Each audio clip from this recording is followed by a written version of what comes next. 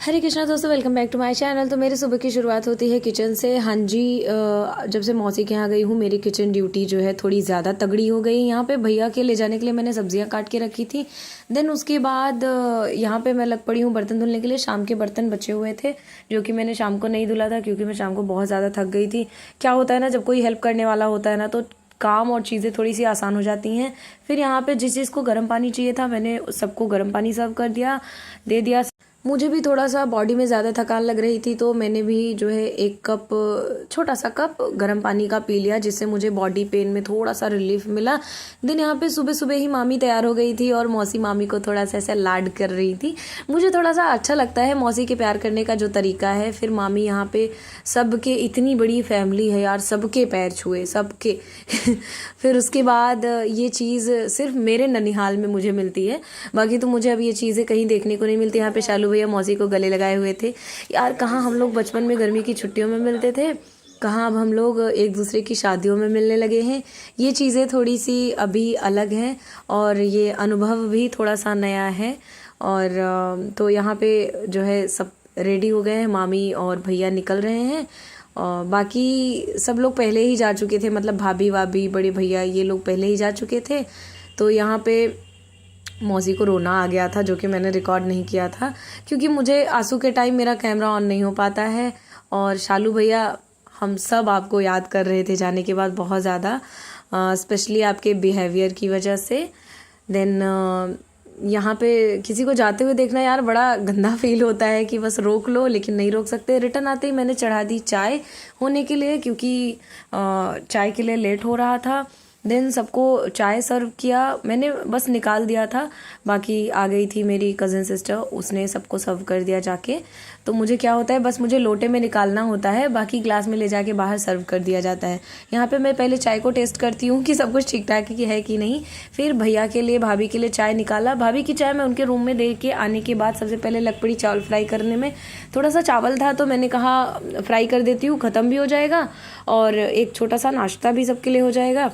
तो यहाँ पे मैंने फटाफट से तड़का लगाया और चावल वावल फ्राई कर दिया। अभी मुझे ये सारा काम फिनिश करने के बाद ना पूरा किचन अच्छे से क्लीन करना है ताकि उसमें एक भी रदा जूठा ना रह जाए, क्योंकि आज है कोबर की पूजा और उसमें जो है सुहागिनें खाएंगी, तो उसकी पूजा में जो भी मतलब किचन जूठा नहीं होना चाहिए।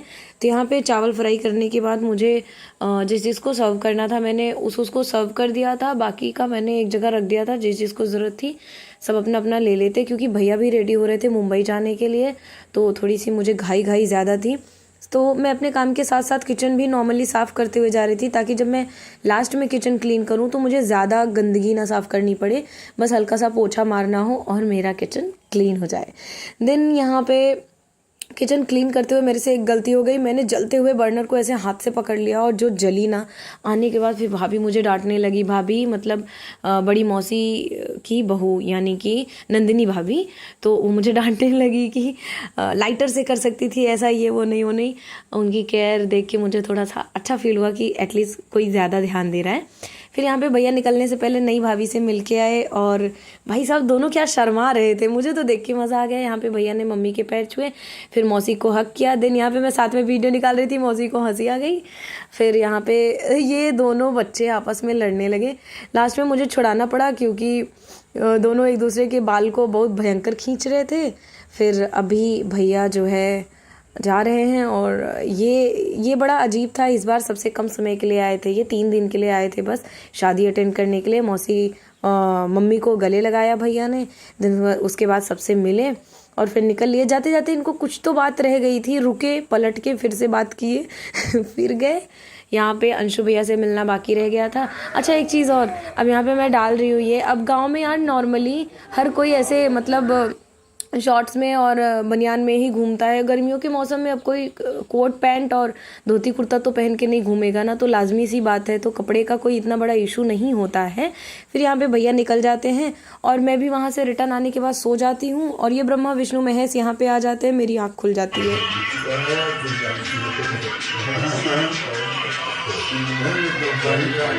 इन तीनों की मस्ती चल रही थी और फिर मेरी आँख खुल गई तो मैं उठ के चली गई भाभी के पास थोड़ी देर बाद, क्योंकि आज कोबर की पूजा थी तो आज मुझे उसके खाने में कोई हाथ नहीं लगाना था। मतलब ये सुहागिनों की पूजा थी और इस खाने को बहुएं मिलके ही बनाती हैं। बहुएं मतलब सास बहू सब लोग मिलके बनाते हैं। इसको हम बहु भोज भी कह सकते हैं। देन यहाँ पे ये पूजा वूजा स्टार्ट हो गई और मैंने कहा थोड़ी देर मैं इसको भी रिकॉर्ड कर लेती हूँ, आप लोगों के साथ शेयर करूँगी।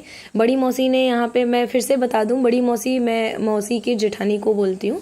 तो बड़ी मौसी यहाँ पे सारा पूजा पाठ कर रही थी और सारी सुहागिनें बैठ के फिर लास्ट में ये भोजन करती हैं, जिसको वीडियो में लेना इतना ज़रूरी नहीं था तो मैंने वो नहीं लिया। ये कोने में मौसी और भाभी बैठी थी। फिर ये सारी पूजा पाठ खत्म होने के बाद मैं और भाभी बैठ के अकेले रूम में इस तोते के साथ मज़े कर रहे थे। तो आज के लिए बस इतना ही, मिलते हैं नेक्स्ट वीडियो में, तब तक के लिए टेक केयर, बाय बाय, हरे कृष्णा।